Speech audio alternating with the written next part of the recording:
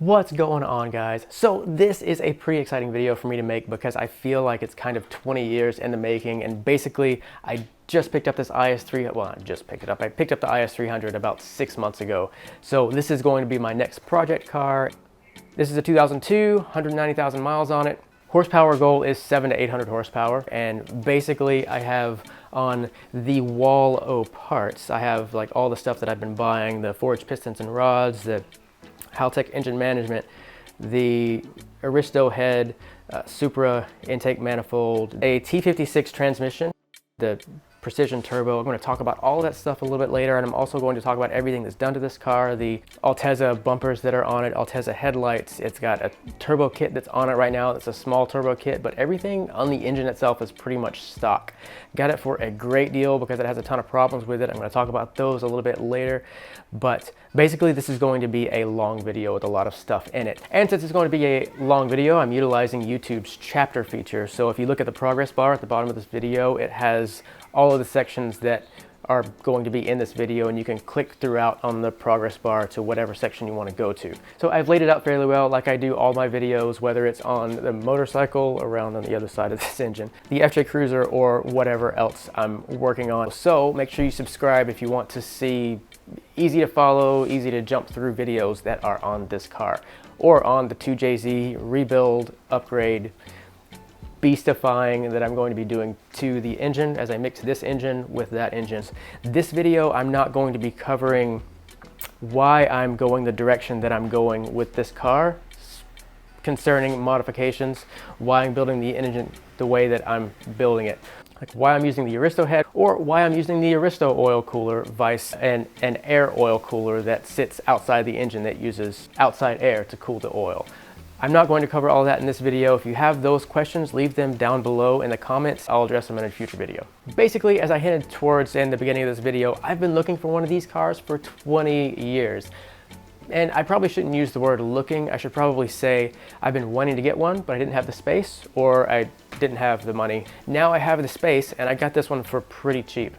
And I can easily prove that by this IS300 in the magazine that I bought almost 20 years ago, June 2002. I found it in my bedroom at my parents' house, but I saved it because it talks about the IS300.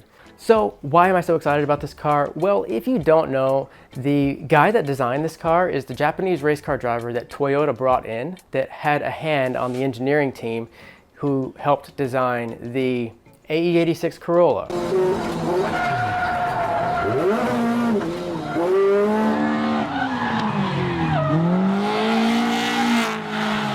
And the Toyota Supra. So this car is pretty much like a combination of those. If you think about it, like pretty much is. And the suspension that they used on this is almost identical to the GS300 suspension with some, the differences are small enough to where you can't interchange the two, but it's got that beefy suspension. So it's an AE86 Corolla mixed with a Toyota Supra with a suspension of a larger car. So why wouldn't you want one of these? Is my question to you. One of the things that contributed to me getting it for such a cheap price is the slipping clutch, a ton of oil leaks. I can't even tell where the oil is coming from. I'll open the hood later. And the previous owner said after he had it painted, he took the bumper off or something, and when he put it back on, I guess while he was driving, the bumper fell off and he ran over it, kind of, and dragged it. So bumper it needs some repair, but it's an Altezza Gita bumper. So I'll show that later, but it's an Altezza Gita bumper, beautiful bumper. Just right now it looks a little scratched up and cut up, and I'm going to repair it if I can. It looks like I can. The lip on the bottom, and then with some touch-ups, I should be able to repair it. But the car came with a bunch of performance parts in the trunk, so with selling the performance parts, I got the car for $3 grand, but now I've got the price down to $1,500 after selling some of the stuff that came with it in the trunk. And after selling the rest of the parts that are on the car, like the factory manual transmission, the turbo kit that's on the car, and the AEM FIC6 that's currently running it with the boom slang harness, I should get down to $0 and actually buying the car, and then all the money that I would have into it would be just the sum of the engine parts that I have on the wall O parts. That's my hope, is to get the car cost down to $0. Recapping all of what I just said, This was the exact car that I was looking for. Factory manual transmission, factory LSD, good body. I didn't pay for the paint job. The guy paid for the paint job before. It's a factory manual. It's got the factory 3.9 LSD, and it came with the turbocharged engine that is, I don't know the brand of the turbo kit. I'll have to get with the previous owner and ask him. Or if you know it, whenever I pop the hood later, leave it down in the comments below. As I don't know, I don't really care what the turbo kit is. It's all coming out because all of that stuff is going into it. I'm pretty much building my own kit. Jumping into my upgrades that I have planned and things that I've purchased for the car already that are going into the build. First things first, the transmission. So this is a T56 transmission that came in a 97 Camaro. Now I actually need a slightly different T56 transmission. The one that I need is from the LS1, and the front plate on it is different, the bell housing is different, and the input shaft is different on the two. This one is the older style, and you can tell it's the LT1 because it has the shift release fork with the regular throw-out bearing. The newer LS versions had the hydro bearing that sat around the input shaft. It is one of the beefiest production transmissions that you can get. The T56 was originally made by, if you don't know, it was originally made by Borg-Warner, and then they later sold the rights to Tremec, and you could still buy new versions of the transmission, but they can handle crazy amounts of power, like 700 to 800 horsepower before they fail. People take them and then they upgrade them to where they can handle even more horsepower. This one, I don't know anything about. The guy that I bought it from said that he bought it from a guy that pulled it out, and he's going off of that guy's word that it's a good transmission. Looking it over, the spline spins pretty freely in all the gears. I can shift fine. I just haven't been able to test it out in a car. I don't really care so much about that. I'm going to pull it apart anyway and then check it and probably upgrade some of the components inside. But it's a fairly easy transmission to rebuild. They're very strong, and I'm on an island, so it's hard to find things like this anyway. So once it popped up, I jumped on it. Looking it over though, basically it looks like the clutch disc just shredded. The clutch disc that came with it has only like a small section of the pad still there. The rest of it, there's metal shavings inside the bell housing where it just looks like, that's why they pulled the transmission out, is just because the clutch shredded. So I think the transmission is still good, but I'm taking it apart anyway, and I'll be rebuilding it, and then I'm not using that bell housing that's on it. It's going to go. So pretty cool transmission, factory 6-speed, and the gearing that's in it will, it'll be okay with the 3.9 LSD. I'm keeping the factory LSD and the IS300. The issues that I have to work with are trying to find a drive shaft that works with the T56 and the 3.9 LSD, which I think I'm going to have one custom made. That's what it looks like. The saddle, I'm probably going to have, not saddle, I call it a saddle because there was an older guy at a shop I used to work with that called them saddles. I need to get that out of my head. The cross member that supports the transmission, I'm probably going to use this one and have a section welded onto it so that it supports the T56 transmission and bolts in and everything. That way I can still use the one that's Toyota designed that bolts into the chassis really well. There's a bell housing that's made by Granis Racing that I still have to order, but that allows you to bolt this transmission into the 2JZ. Unfortunately, I have to use an internal clutch slave cylinder in order to use that bell housing, which means that raises the price around the transmission install a little bit more. Not too excited about that. I would rather use the factory slave cylinder. And then the other pricier option will be getting a clutch that'll work. Basically, using this transmission is going to be a more pricey endeavor, but it saves me more money in the long run from ripping through and breaking CD009s or whatever other transmission that can't handle the power output that this transmission can. So the engine block. The engine block that I'm going to use is going to be the IS300 original engine block. Doesn't have oil squirters. I don't care because I'm going to be using Manley pistons and rods. The pistons that I'm using don't require oil squirters. I don't care. I don't want oil squirters cooling down the pistons. I have King rod and main bearings that'll be going in, and I want to double check with the Manley rods that I have, but I think they have the ARP aged 625 rod bolts or studs. I don't remember if it's bolts or studs, but I think they have those. So I'm going to double check that. If they didn't come with the ARP 625 aged fasteners, then I'm going to get the ARP 625.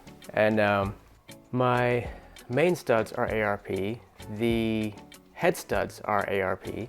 The main caps I'm leaving factory original. I'm not going over 800 horsepower, so I don't want to have to block line board, so that I'll have main caps that can handle 1,000 plus horsepower. It should be fine, even though the engine has 190,000 miles on it. The factory sump I'm keeping, the factory oil pan I'm keeping, because from what I can tell, the same exact parts that are in the Aristo Turbo are in the IS300, like the oil pan, pretty similar oil pan setup. So that's that. Moving up, Supra head gasket, and also with the block, the Supra oil pump and the Supra water pump, which I have over here.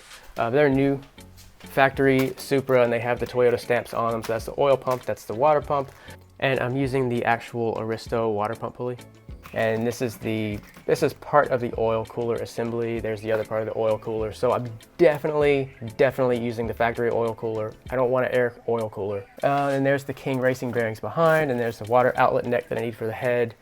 And then, yeah, that's the tube that wraps around the back of the engine. So that's stuff that's going in along with this beautiful thing. So the Aristo VVTi head, which I'm using to take advantage of the Aristo VVTi, which I can still use the IS300 VVTi on the Aristo cams. These are the buckets for the head. I'll have to figure out what the order is. That's how they were sent to me whenever I got this. And then the factory cams are in the box over there, just under the head gasket that's sitting under the parts. The cams are staying Aristo for now. I'll be upgrading the cams and the valve springs and everything in the future. That's something that I can still do without pulling the head off. There's ways to do it without pulling the head off. So cams, valve springs, all that stuff's going to be upgraded, but not right now. So that's something that I'll be doing in the future. With the ignition coils, this, I don't remember what coil it is. I was just using it to kind of test it out, see if it fits, and it does. I'm probably going to go with the YAR 35 ignition coils. I'll talk about the wire harness a little bit later, but it's going to be a custom wire harness that I'm making in the next video. Injector Dynamics injectors. These are ID1050 injectors, and they're for a 14 millimeter fuel rail. So where they slide into the fuel rail is a 14 millimeter hole. The fuel lines I will be upgrading completely. So I'm planning on using an AN8 feed and an AN6 return, because the factory send only fuel line, it's pretty small. So all that has got to come out anyway. And I'm still trying to figure out what fuel pump hanger I want to use. I'm trying to find a dual fuel pump hanger. Might end up getting a triple one. Fuel rail that I had an HKS fuel rail. I thought it had a port in the middle so that I can use my Radium Engineering injector pulse damper. So it's a plan to use that. So I got the HKS fuel rail in the mail. When I opened it up, it didn't have a port on the middle of the fuel rail, which I was pretty disappointed in. I was hoping it would, and it didn't. So I can't put the injector pulse damper on the middle of the HKS fuel rail. For that reason, I sent it back, and I will be ordering the Radium Engineering fuel rail. It's not purple like the HKS one, and it's not purple like the Injector Dynamics injectors. I'm trying to stick with the purple theme. It's not my favorite color. I don't care. The car is already purple, so I figure I'll add little purple accents on the engine. But the Radium Engineering fuel rail is black, so I can't use, I'm not going to have it painted, but I can't use the HKS even though it's purple, and I don't want to drill and tap a $400 fuel rail. So I will be installing Radium Engineering's fuel rail. This came from a guy's Supra.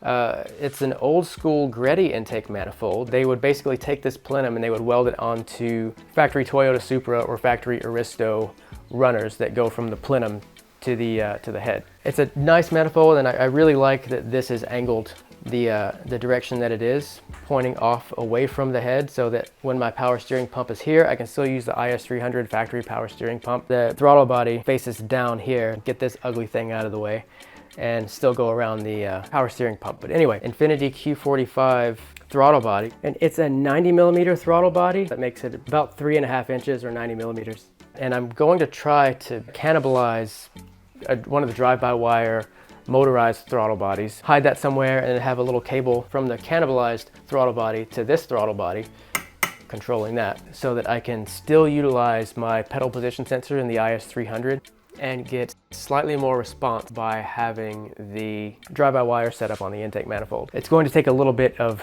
creative engineering and ripping apart some throttle body that I find in the junkyard that hopefully works. So that's the plan. The Greddy intake manifold, the throttle body is going to come off here. This is going to be gone. That's where the factory ECU sits.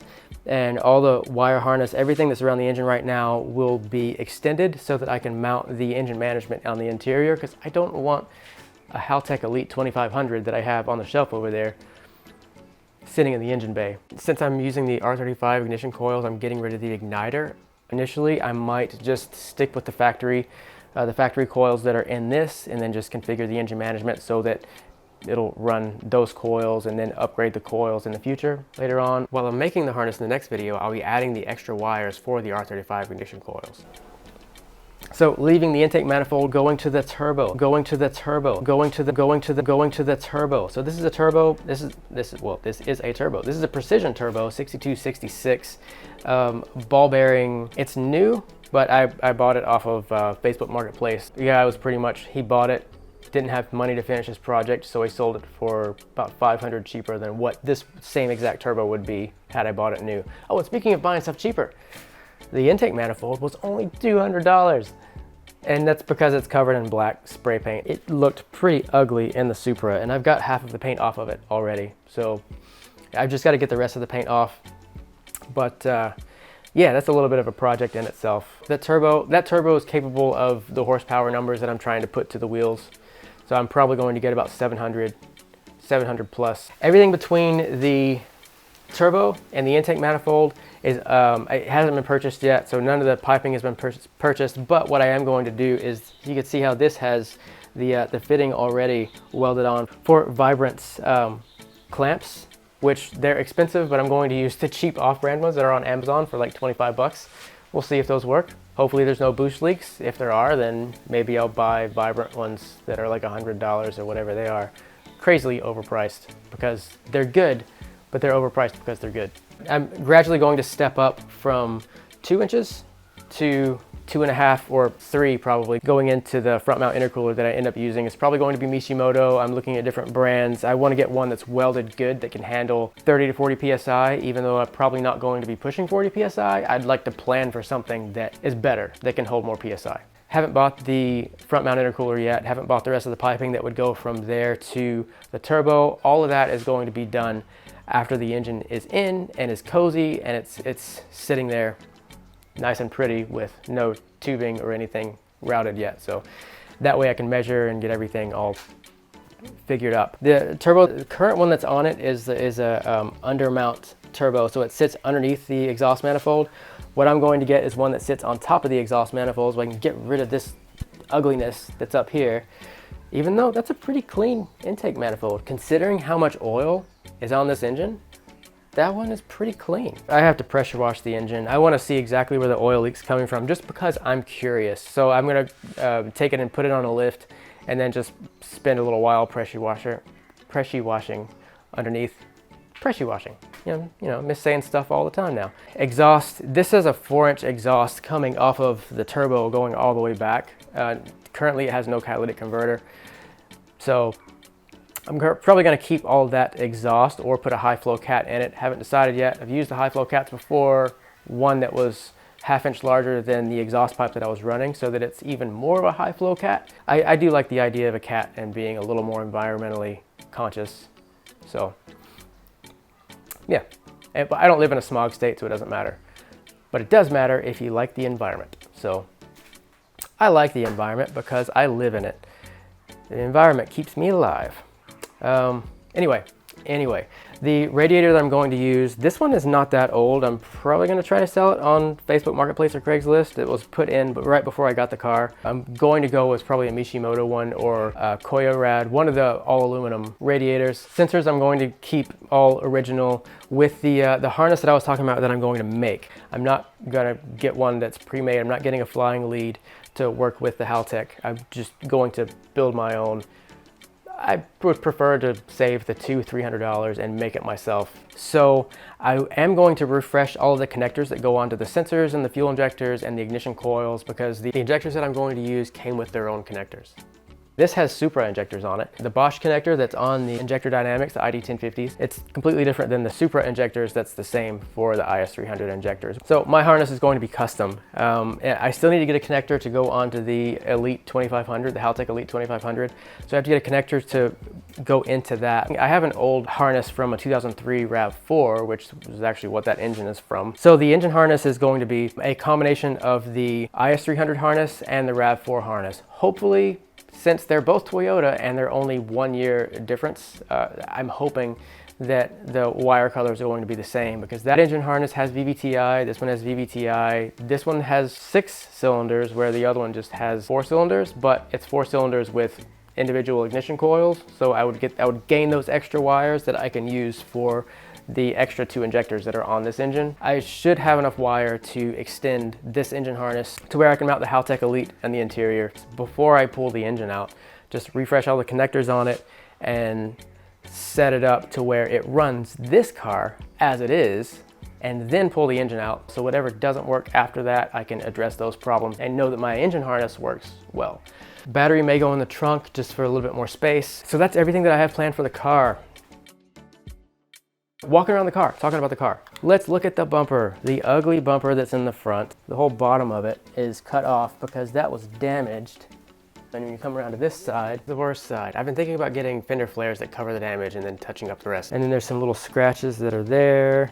I could fix that stuff. The problem that I will have fixing the most is the passenger side. I could put a lip on the bottom. It's just hard to find a lip for the Altezza Gita bumper that's on this.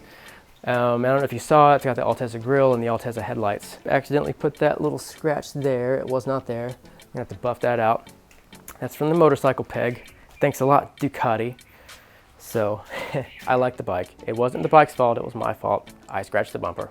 Altezza bumper, and it's got more of a slim profile. The bumper on the Altezzas doesn't stick out as far as the USDM bumpers do. So if you want to put one on, you have to put a shorter exhaust pipe on. Otherwise, your exhaust pipe sticks out a little bit. And this little lip, I love the lip. I have to fix this, put that on, but I love the tiny trunk lip.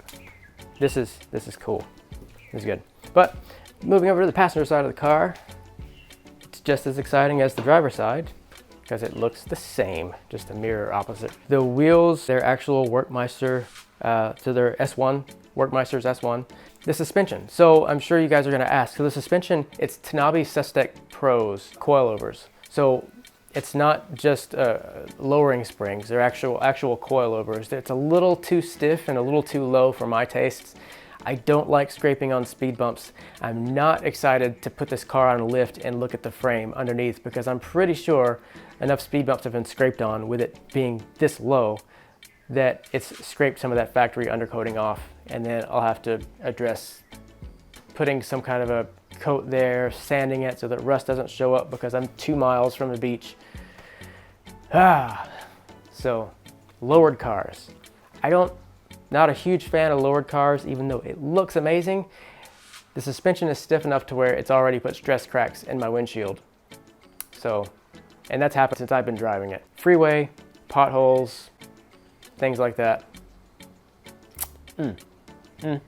Let's go into the interior and look at the goodies that are in there. Bride racing seat. It's got a few little cuts on it because it's old.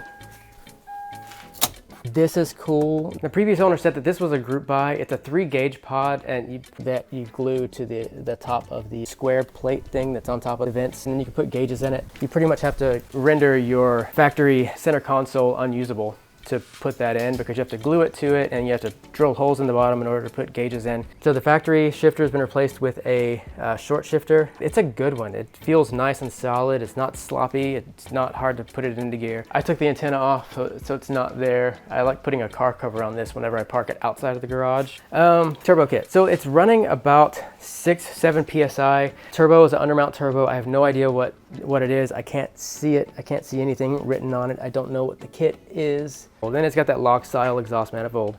So stuff that I'm not going to use. All this is going to go. The two intercooler pipes. So this is the hot pipe and the cold pipe both go down to the front mount together. Front mount's going to go to a friend of mine. The injectors, as I mentioned, so this has Supra injectors on it. It's a factory fuel rail. I don't see a return line on it, so it's still utilizing the factory send only fuel line. The AEM and the piggyback, it's going to go to whoever wants it. There's nobody lined up to buy that yet. So if one of you guys wants it, let me know. Not sure how much I want to sell it for. Mention a reasonable price and it's yours whenever I start pulling this all apart. There's oil everywhere. It's coming from this guy, partially. That's why it's going all over the place. So I took that cover off so that it wouldn't be pooling up in the bottom around the timing belt. But anyway, it should be putting about 300 plus to the wheels, but the clutch slips, so I can just barely get over 1 PSI of boost. So it's still fun to drive, but the clutch starts to slip and I get that clutch chatter. Just like that. Drives well, runs well, now that I've hashed out some of the wiring issues that I was having with the boom slang. So the boom slang, I just had to unplug everything and plug it back in, but the car was dying randomly. I think it died twice on the drive home after I bought it. And the guy told me about it. We had a lot of trouble starting it, but the cam position sensor wasn't getting a good connection. So I followed the wires, unplugged everything between the cam position sensor and the factory computer, which was all of the boom slang harness stuff. Also had issues with the throttle body, which seemed like it was also related to the boom slang harness, because once everything was disconnected and plugged back in, it worked perfectly. I've been able to drive it around fine. Anyway, this is the car. This is the car that I've been waiting for 20 years, since they came out in 2001, and right now it's 2021 and I have one. Anyway, thanks a lot for watching. I hope you enjoyed this video as much as I did making it and talking about the car. Again, leave any questions that you have down below, whether it's about the transmission or about the head. Why did you go with an expensive Aristo head?